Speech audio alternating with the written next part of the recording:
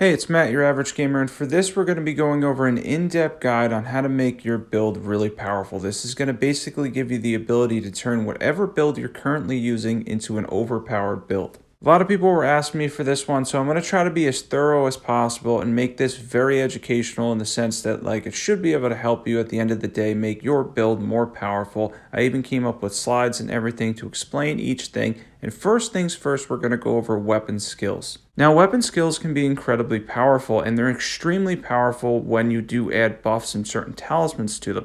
Now, for this, there's a couple of things that I initially look at when it comes to weapon skills. A couple of different specific talismans that can boost our damage. In this first list here that I'm going to show you is what you should look at initially if you're looking at a weapon skill. So if your weapon has a skill on it that can be boosted, these are the talismans you should look at. Let's go over them.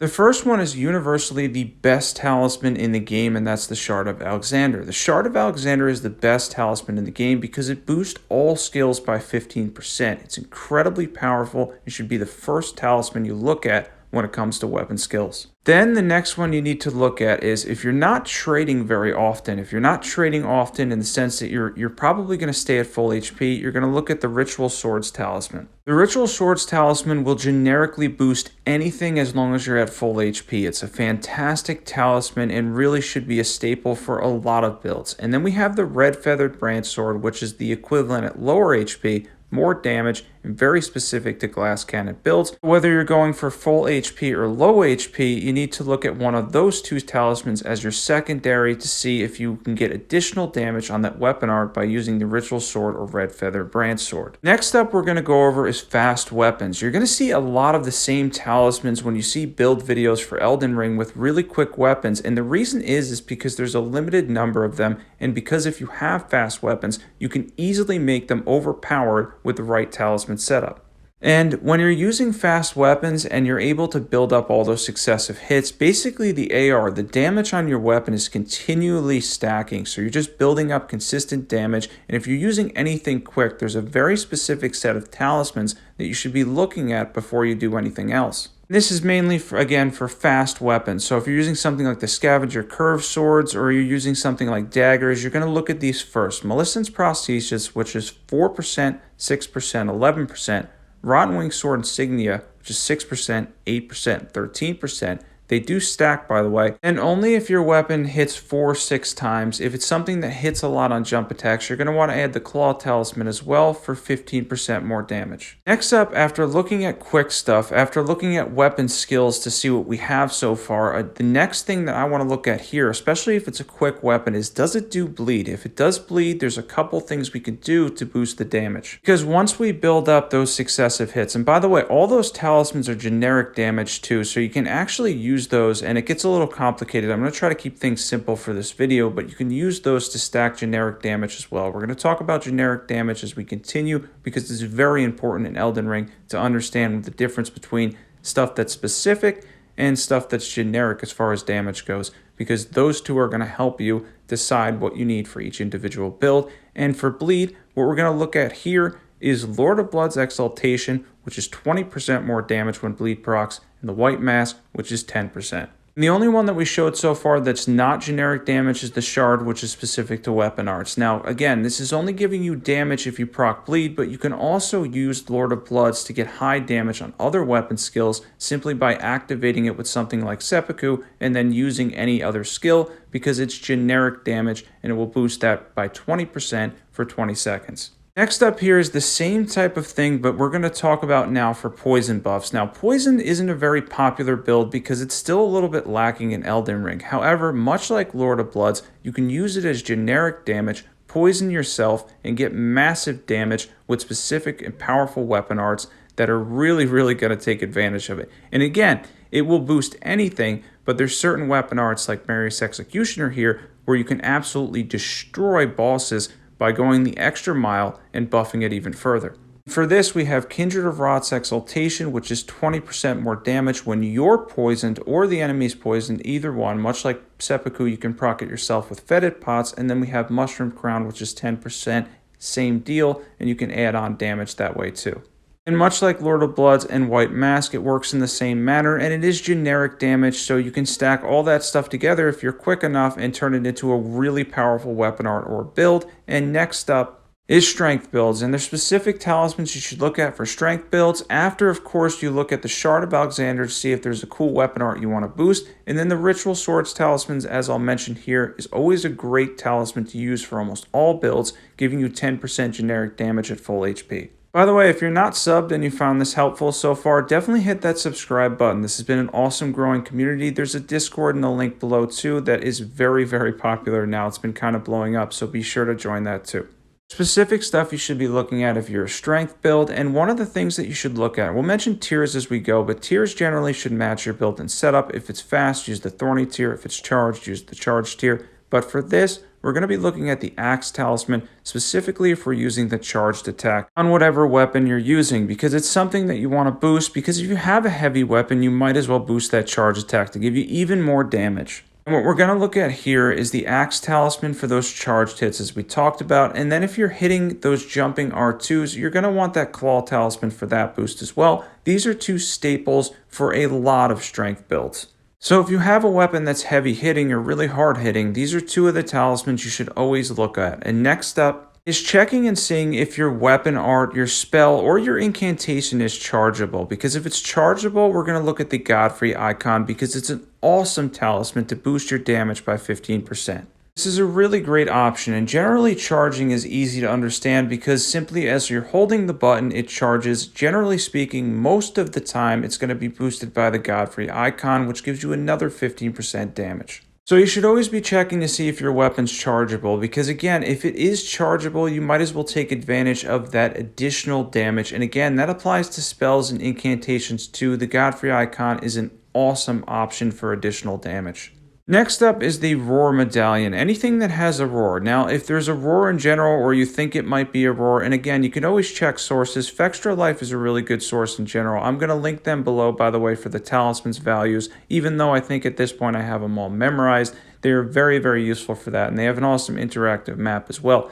Anyways, moving forward, roars can be boosted by the Roar Medallion, which is a very specific talisman, but it can be a very powerful one depending on your build. So look at whether or not it's a roar. You may need to look up or Google this one because it's not always straightforward as to what counts for a roar, but specifically speaking, if it is or ends up being a roar, like the initial contact on the Starscourge Greatswords, you can boost it by the Roar Medallion and also the Highland Axe passive. And that's a really good talisman to have if you have a roar. And next up is incantations in general. The entire class of incantations can be looked at specifically. There's a set of talismans you should look at first when you're considering incantations. If you're a faith build and you're mainly a caster, there's a set of talismans that I'd like to look at first before I look at anything else. And again, the Ritual Swords talisman is always an option here too, but we're going to look at the Phlox Canvas talisman. Any elemental type that we're using is 12%. So say it's fire, we'll use the Fire Scorpion Charm.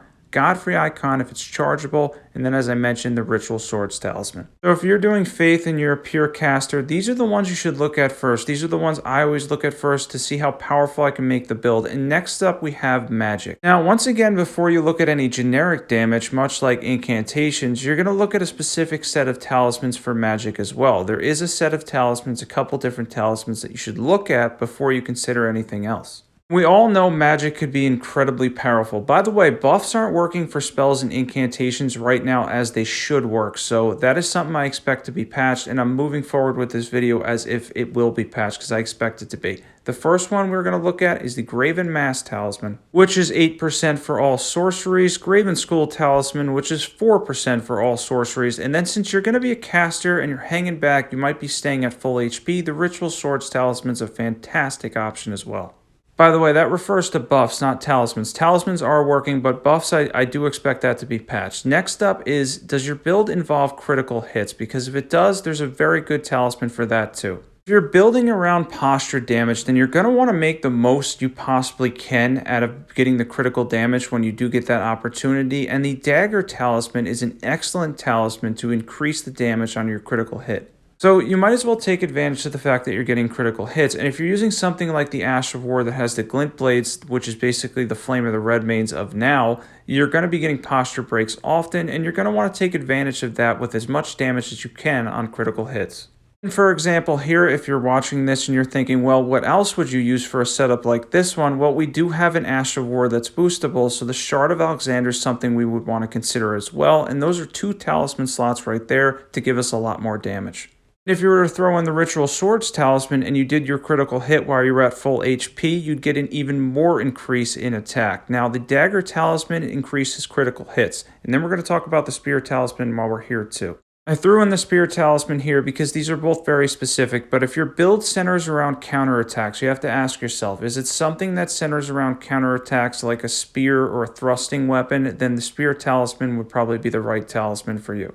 Also, on my community tab, I'm going to put up a sheet later that basically has everything in this video that's going to be helpful to making your build really powerful. It's going to be an organized sheet. I'll put that up either later in the day or the next morning or whatnot, so be sure to sub. That's going to be really helpful for you guys.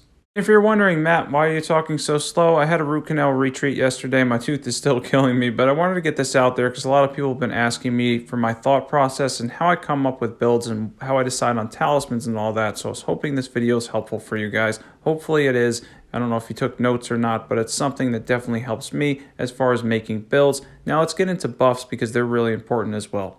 Now with buffs, there is something to mention real quick. There is an unintended, I believe unintended, buff problem with spells and incantations right now. And the reason why I think it's unintended is because the icons are appearing, but it's not buffing spells or incantations. If it was intended, they would have removed it entirely. It seems to be a bug. I expect it to be fixed soon, and I want to move forward as if it is going to be fixed soon.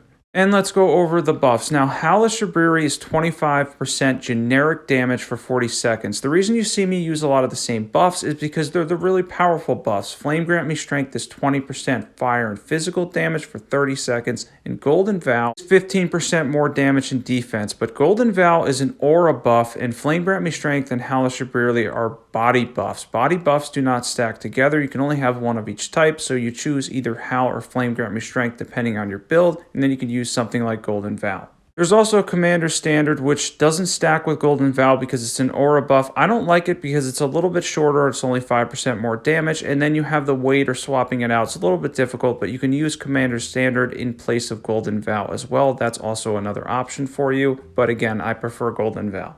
Look at your build and setup to see what's best for you. If you have a fire type weapon, then Flame Grant Me Strength is probably always going to be the option. And then assuming everything gets fixed, if you're using spells or incantations, Hellish Shabriri is a great option if you can get to that faith requirement of 33.